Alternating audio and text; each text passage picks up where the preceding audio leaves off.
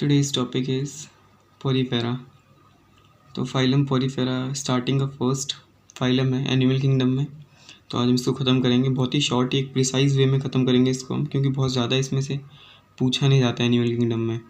Mainly इनके कुछ features होते हैं और कुछ इसके एग्जाम्पल, जस्ट उस पर से ही क्वेश्चन आता है नीट में भी। ओके सर स्टार्ट करते हैं फाइलम पोरीफेरा। देखो जो पोरीफेरा में मेन का करेक्टरिस्टिक फीचर ये होता है कि इनके पास पोर्स प्रेजेंट होते हैं, तो इनको हम बोलते हैं पोर बियरिंग एनिमल्स। ओके अब इनके पास पोर होने की वजह से ये स्पंज की तरह काम करते हैं, मतलब इनके अंदर वाटर भर जाता है ना अपने आप, तो वो स्पंज की तरह काम करते हैं। फिर बात करते हैं इनके हैबिटेट की। तो जो स्पंजेस होते हैं वो मोस्टली मेराइन होते हैं, और जो एक एक्सेप्शन है जो स्पॉन्जिलिया है, ये भी एक टाइप का स्पॉन्ज ही है, बट वो फ्रेश वाटर होता है। तो एनसीईआरटी में गिवन है ये, तो हमको याद होना चाहिए ये वाला। और हाँ, ये सेसाइल एनिमल्स होते हैं। देखो सेसाइल एनिमल्स कौन से होते हैं, जो अपने सबस्ट्रेटम से मतलब कि अटैच होते हैं, वो मूव नहीं कर सकते, सेसाइल उनको बोलते हैं हम। हमने पढ़ा था इसका फीचर्स, हमने पिछली वाली वीडियो में यही पढ़ा था किसका कौन कौन से फीचर होते हैं। तो जो बॉडी ऑर्गेनाइजेशन होगी किसकी, पोरीफेरा की, वो सेलुलर लेवल की होगी। बॉडी सिमेट्री की बात करते हैं, तो जो स्पॉन्जेस होते हैं या पोरीफेरा फाइलम बोल सकते हैं, तो उनके पास कोई सिमेट्री नहीं होती है, वो एसिमेट्रिक होते हैं। लेकिन एक्सेप्शन साइकन, इसको हम स्काइफा भी बोलते हैं, एनसीईआरटी में ये भी गिवन है, लेकिन इसकी रेडियल सिमेट्री है। लेकिन एनसीईआरटी में ये नहीं गिवन कि इसकी सिमेट्री क्या है, तो इसको पूछ लेता है क्वेश्चन में। ओके तो याद होना चाहिए, ये दोनों एक्सेप्शंस हैं। स्पॉन्जिलिया को फ्रेश वाटर बोलते हैं, और जो ये साइकन के पास रेडियल सिमेट्री होती है। वैसे तो ये एसिमेट्री है, लेकिन इसके पास रेडियल सिमेट्री है। सीलोम की बात करते हैं, इनके पास कोई भी सीलोम प्रेजेंट नहीं होती, ये एसीलोम होते हैं। बात करते हैं करेक्टरिस्टिक्स फीचर, इसके स्पेशल फीचर क्या क्या होते हैं स्पंजेस के पास। इनके पास वाटर कैनाल सिस्टम प्रेजेंट होता है। अब देखिए वाटर कैनाल सिस्टम इनके लिए क्या क्या हेल्प करता है। इनके पास स्पेशल फीचर्स तो कुछ होते नहीं है। अब जैसे नर्वस सिस्टम जो है, नर्वस सिस्टम नहीं है इनके पास, ना इनके पास कोई हाथ पैर हैं जो अपना एक खाना उठा के अपना प्रे कैप्चर कर सकते हैं। तो इनके पास एक वाटर कैनाल सिस्टम है, उसमें देखो क्या है, उसी से फूड गैदर करते हैं, अपना फूड लेते हैं, रेस्पिरेटरी एक्सचेंज भी उससे करते हैं, और रिमूवल ऑफ वेस्ट भी उससे करते हैं। देखो कैसे कैसे प्रेजेंट होता है इसमें।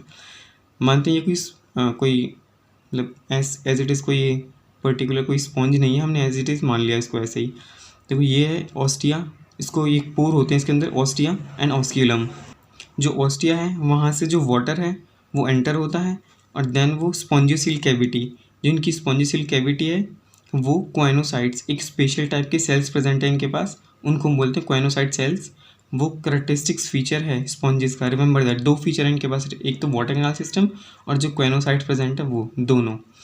तो वाटर आता है इधर से ऑस्टिया से, देन वो जाता है स्पॉन्जियोसील कैविटी में, और हम बोल सकते हैं क्वाइनोसाइट्स में, एंड देन आउट होता है कहाँ से, वो ऑस्क्यूलम से। तो एक सीक्वेंस बना होता है, ostia and then spongocoel cavity and then osculum, out, water वहाँ चला जाता है।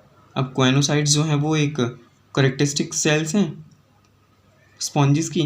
तो देखो इसका फंक्शन क्या क्या है, इसका फंक्शन है इंजेक्शन ऑफ फूड, मतलब कि ये खाना इंजेस्ट करने में हेल्प करते हैं, और डिफरेंशिएशन में हेल्प करते हैं सेक्स सेल्स, इसको हम जर्म सेल्स ही बोलते हैं, जो कि फर्दर हमारे क्या बनाते हैं, गैमीट्स बनाते हैं इनके।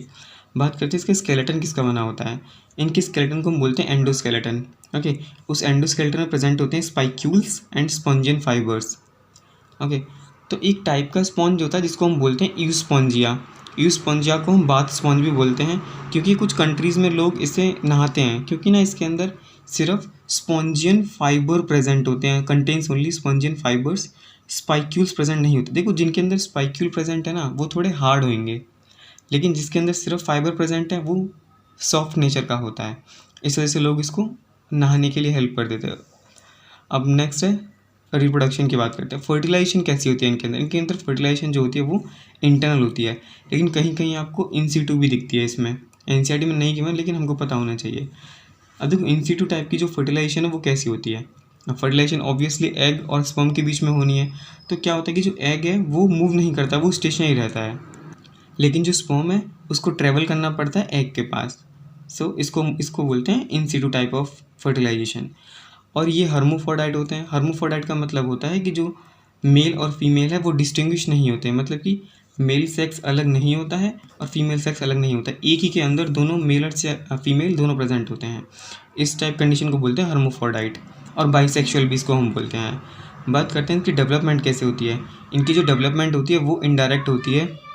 बेसिकली हमारे पास दो टाइप की डेवलपमेंट होती है, डायरेक्ट और इनडायरेक्ट। जो डायरेक्ट डेवलपमेंट होता है उसके अंदर कोई भी लार्वल स्टेज नहीं आती, ओके, और वो सीधा ही एडल्ट में कन्वर्ट हो जाता है। लेकिन जो इनडायरेक्ट डेवलपमेंट है उसमें एक से ज़्यादा लार्वल स्टेज प्रेजेंट हो सकती हैं एंड देन वो एडल्ट में कन्वर्ट होता है। नेक्स्ट देखते हैं अनफेवरेबल कंडीशंस में क्या करते हैं ये जो पोरीफेरा से क्या करते हैं ये। देखो हम मेनली बात करते हैं साइकन की। देखो साइकन क्या करता है, ये ना एक जेम्यूल फॉर्मेशन कर लेता है, इसको हम बोलते हैं जेम्यूल। अनफेवरेबल कंडीशंस में ये जेम्यूल बना लेता है। तो देखिए उसमें होता क्या है कि ये अपने अराउंड एक प्रोटेक्टिव लेयर क्रिएट कर लेता है। ये वाली जो ग्रीनिश लेयर दिख रही है एक प्रोटेक्टिव लेयर क्रिएट कर लेता है। उसके अंदर जो सेल्स प्रेजेंट होते हैं ना, ये इसको हम बोलते हैं आर्क्योसाइट सेल्स। इसके बारे में पढ़ते हैं अभी। जो माइक्रोपाइल है ये ओपनिंग होती है, तो ये क्या है, अपनी ओपनिंग या फिर अपने अराउंड एक प्रोटेक्टिव लेयर क्रिएट कर लेता है अनफेवरेबल कंडीशंस में। अब जो ये आर्क्योसाइट्स हैं वो क्या है, देखिए आर्क्योसाइट जो सेल्स है ना वो टोटीपोटेंट सेल्स होते हैं। देखो टोटीपोटेंसी ना एक प्रॉपर्टी होती है किसी भी सेल की जिससे वो एक सेल से पूरा का पूरा ऑर्गेनिज्म क्रिएट कर सके। टोटीपोटेंसी या फिर एक पर्टिकुलर पार्ट को क्रिएट कर सके, उसको हम बोलते हैं टोटीपोटेंस। तो आर्क्योसाइट जो होते हैं वो स्पंज में टोटीपोटेंसी का काम करते हैं। अब क्या होगा, जब फेवरेबल कंडीशन आ जाएगी इसकी दोबारा से, तो वो न्यू यंग वंस जनरेट कर देगा इसी से, okay.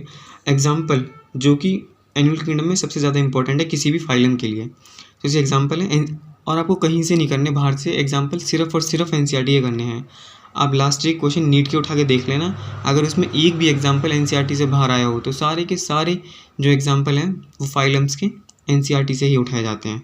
As it is line उठाई जाती है एनसीईआरटी की एनिमल किंगडम में। तो बहुत ज़्यादा पढ़ने की ज़रूरत नहीं है, इसको सुपरफिशियली पढ़ो ऊपर ऊपर से जितना एनसीईआरटी में गिवन है।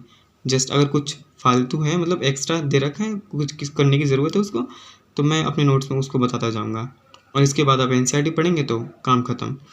अब देखो इसके एग्जाम्पल क्या क्या है। साइकन है जिसको हम स्काई पापी बोलते हैं, ये हमारे पास स्पॉन्जिलिया है जिसको हम फ्रेश वाटर स्पॉन्ज भी बोलते हैं, और जो ई स्पॉन्जिया है उसको हम बाथ स्पॉन्ज बोलते हैं। सिर्फ ये एग्जाम्पल गिवन है एनसीईआरटी में, और फाइलम पोरीफेरा में आपको इससे ज़्यादा कुछ नहीं करना है, बस इतना करोगे तो काफ़ी काम बन जाएगा आपका, ओके।